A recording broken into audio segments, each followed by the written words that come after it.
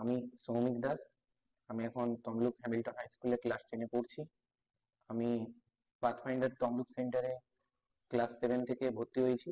এখানে ভর্তি হওয়ার আমার মূল কারণ হলো বোর্ডস এর পাশাপাশি কম্পিটিটিভ এক্সাম গুলো যাতে আমি ভালো করে দিতে পারি, সেই জন্যই।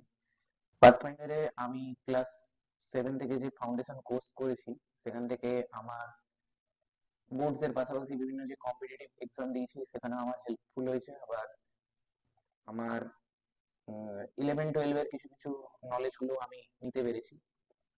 এখানকার টিচারেরাও অনেক হেল্পফুল, তাদের অনেক কোয়েশ্চেন করলে অনেক কোয়েশ্চেনেরও তারা অ্যান্সার দিয়ে দেয়। আবার অনেক হয়তো অজানা কোয়েশ্চেন যেগুলো হয়তো বইতেও হয়তো থাকে না, সেই সমস্ত কোয়েশ্চেন নিয়েও মাঝে মাঝে ডিসকাশন করে।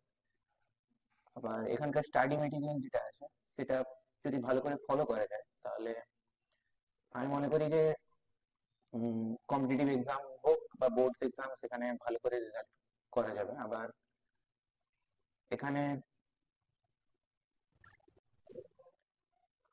এখানে যে মক টেস্ট গুলো হয়, সেই মক টেস্ট গুলোতেও কোনো স্টুডেন্ট যদি ভালো করে অ্যাটেন্ড করে তাহলে সে তার স্কুলের রেজাল্টে ভালো ফল পেতে পারে, আমার যতদূর মনে হয়।